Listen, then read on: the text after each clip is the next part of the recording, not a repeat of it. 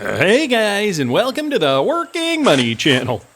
All right, so we got Bitcoin here on the chart today, guys. Bitcoin right now trading at about 84,200 per coin. We've got not too much activity right now on the chart. Over the last few days, Bitcoin has just, pretty much just been trying to find its footing. We're just waiting for another big liquidity event to occur. I mean, unfortunately, the same thing is occurring for altcoins like XRP as well. After we did see this most recent pump off the news, XRP, I was hoping XRP would stay up above $2.50, but alas, this is what usually follows after we do see a FOMO pump. Momentum cannot be sustained, and we just kind of go back down to where we were. Hopefully we do stay up above the levels we were at before the FOMO pump. It's going to be a wait and see scenario.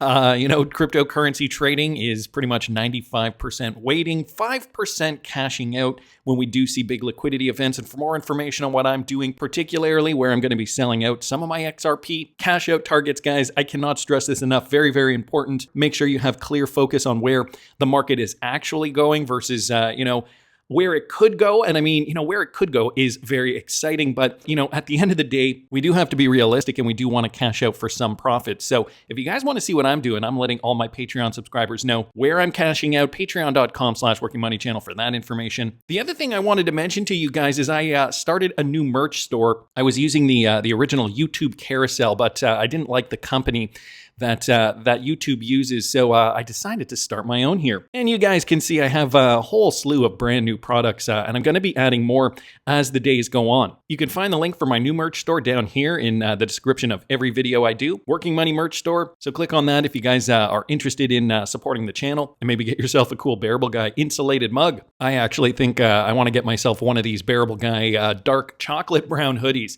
Looks pretty cool. Let's take a look at the crypto market right now. We haven't seen too much change in terms of fear and greed, guys. Altcoin season is still sitting at 21. Not much activity in the market, and that is being reflected in prices within the last 24 hours. Many of these cryptocurrencies haven't moved much.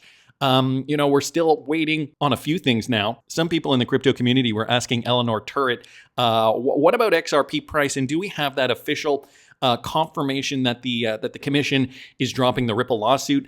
So Eleanor Turret did post this just yesterday. Not yet, because the commission still has to formally approve the withdrawal. So we don't actually have so they've stated they're going to withdraw, but they haven't actually formally approved it. Once that happens, we'll likely see a similar press release to the one the SEC put out about dismissing the lawsuit against Coinbase a few weeks ago. The commission usually deals with matters of litigation and enforcement during their closed meeting, and so we'll probably address the Ripple dismissal at its next closed door meeting, which is next Thursday.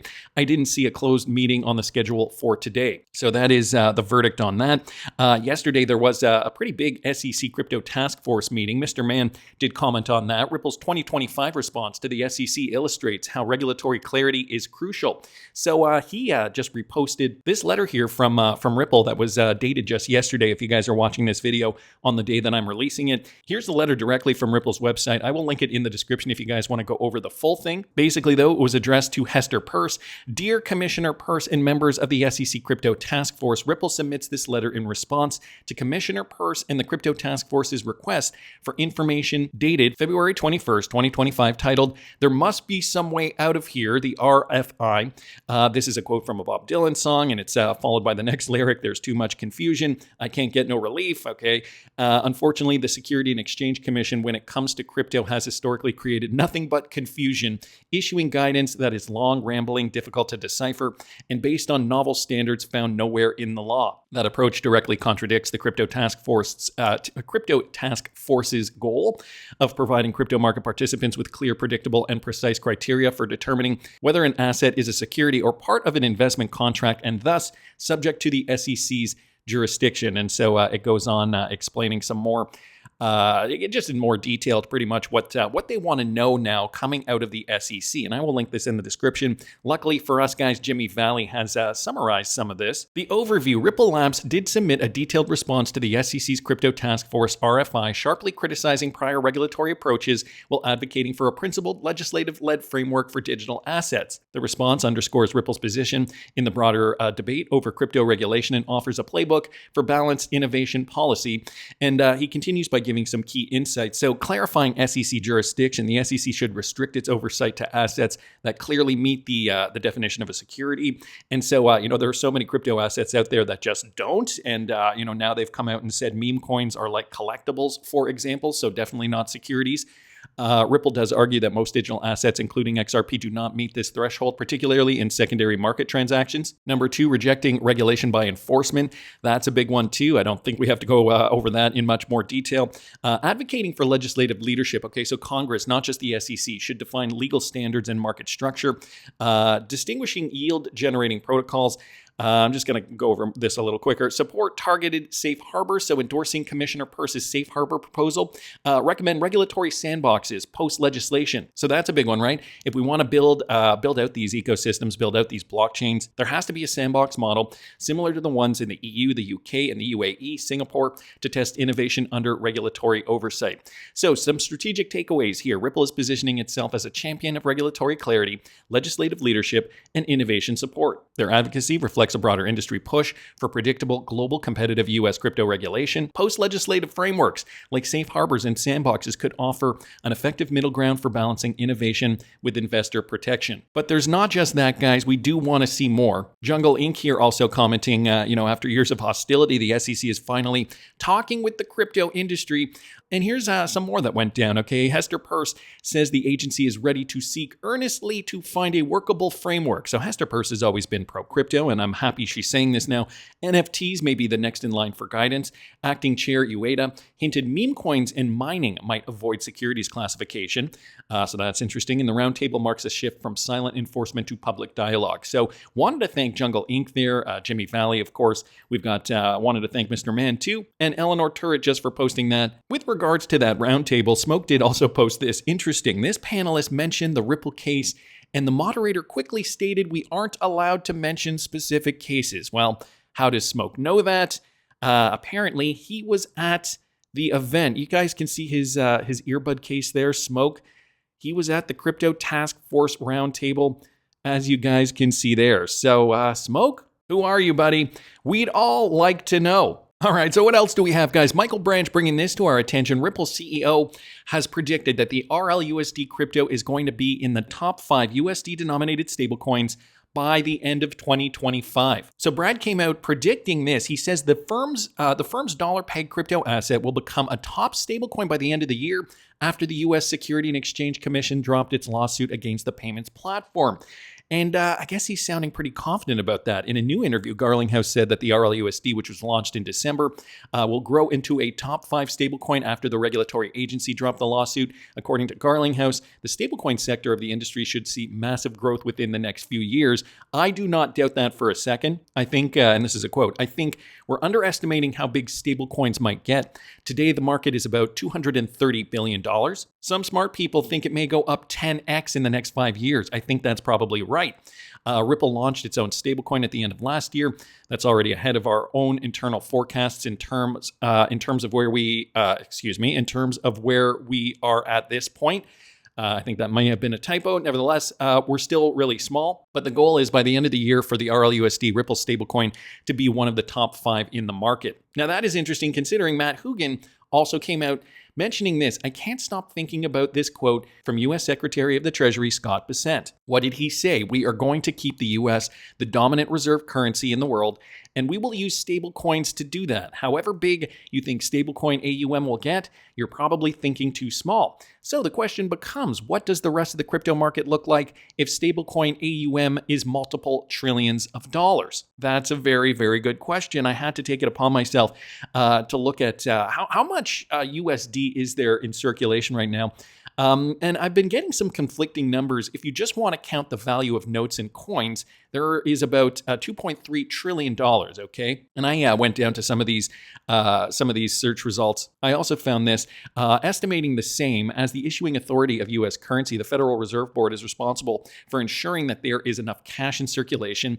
What they're assessing here is, as of December 31st, 2023, there was about 2,259.3 billion. So that would equate to about 2.25 trillion. So in line with that other Google search result. However, I went on to Quora and found this. How much currency in US dollar equivalents are there being circulated in the entire world per living person.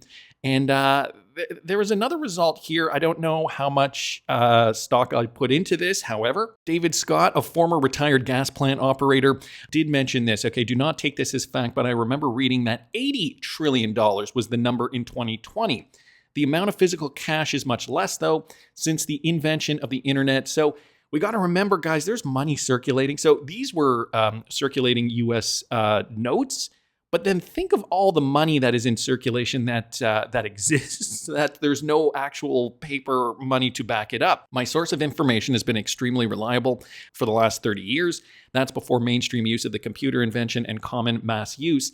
Now the population globally was 7.4 billion in 2020, if my memory serves me correctly, and that was back at the start of the pandemic lockdown. According to a Google search, you can do the math. I'm sure I remember this $80 trillion number was sourced by the CIA, and it included all bonds, equity, and commodities markets, plus cash equivalents and other owned assets, loans, promissory notes, only in the United States. So this is including a wider concept of money, broad money. So guys, for the RLUSD to be in the top 5, let's take a look right now at what Tether is circulating right now, worth about 143.48 billion.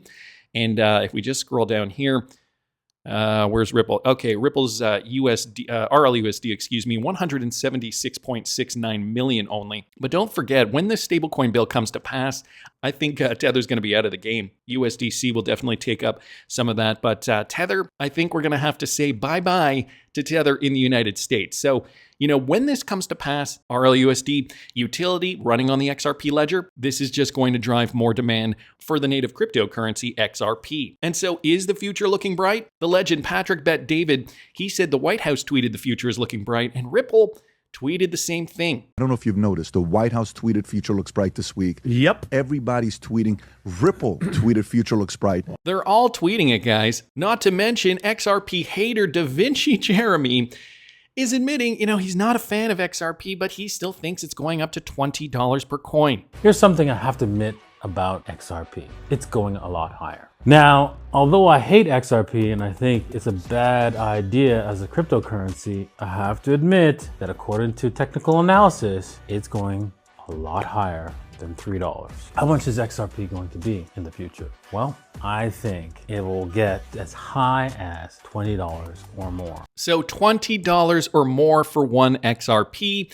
Is he talking about this market cycle? Again, for more information on where I think XRP is going, what my targets are, you can find all that at patreon.com/workingmoneychannel. A lot of this is going to depend on how fast and how quickly they can execute the rules once the rules are in place. And we still don't have, those meaningful drafts yet. So as soon as we get that, I know the banking industry will want to move very quickly, especially if their competitors are moving quickly. I happen to see this also from Smoke Guys. Contrary to popular belief, Ripple will connect payment channels such as SWIFT instead of replacing them. Now, in yesterday's video, I did talk about a breach, a hack, in quotes. Watcher Guru's X account was hacked.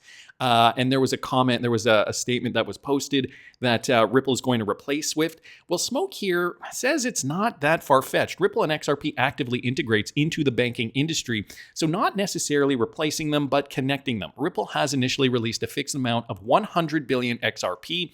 When Ripple processes a transaction, 0.00001 XRP is written off, i.e., those XRP are destroyed. This is necessary to counteract spam transactions. Thus, the total amount of XRP currency will gradually decrease and the price will rise over time. And when you think about, how much activity is going to occur over the XRP ledger, think of all those transactions, millions, billions perhaps, of transactions happening over the XRP ledger, all with a small incremental burn. That means more XRP is going to be deleted from the system. So Ripple does not supplant conventional payment channels such as SWIFT, but rather connects them.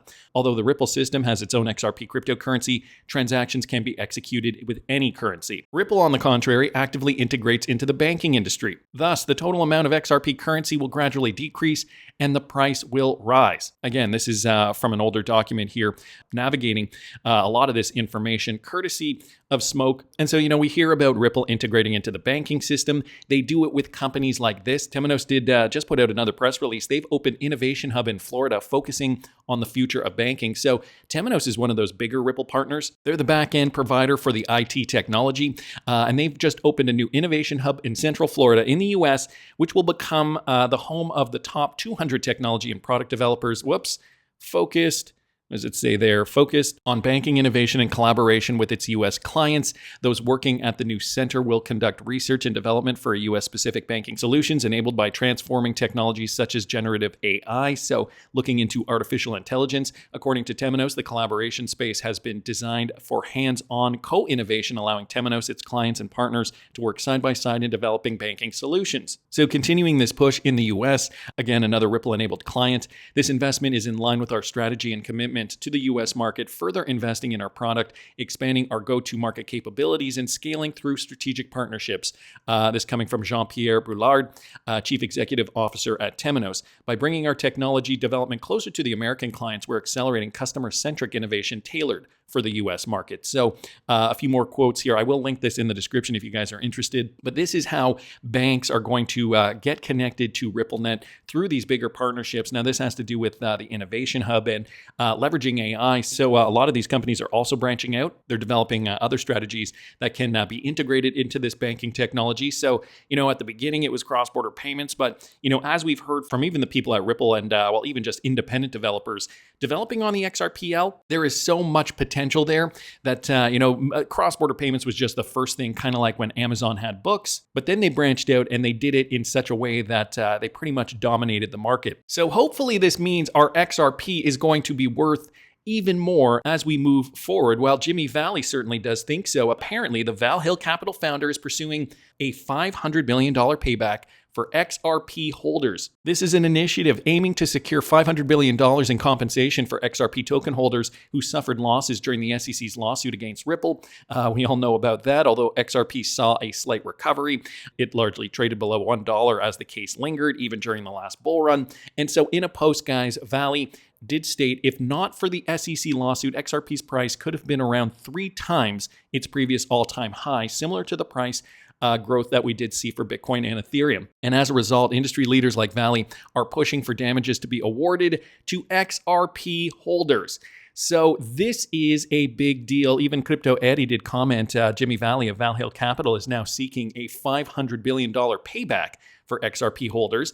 And so I brought up the new X account that is taking this on, fighting the SEC's $500 billion XRP taking. Guys, he's looking to get us paid back at anywhere between $8 to $10 per token. That would have been, the presumed price during the last bull run. Trump's America First EO backs us. So, I guess anything is possible. I went to this website here and unfortunately, it's still under construction. But I'm going to keep following this, letting you guys know if we could, in fact, see an $8 to $10 XRP token buyback. We deserve it, don't we, guys? Anyway, just wanted to remind you again, guys, the new merch store is online. You can find that link in the description of the video. And please subscribe to the Patreon if you guys are interested in knowing where I think this market's going next. If you haven't already, please subscribe to the YouTube channel as well. Like the video if you like the content I'm providing. I always love hearing your comments. See you in the next one, guys.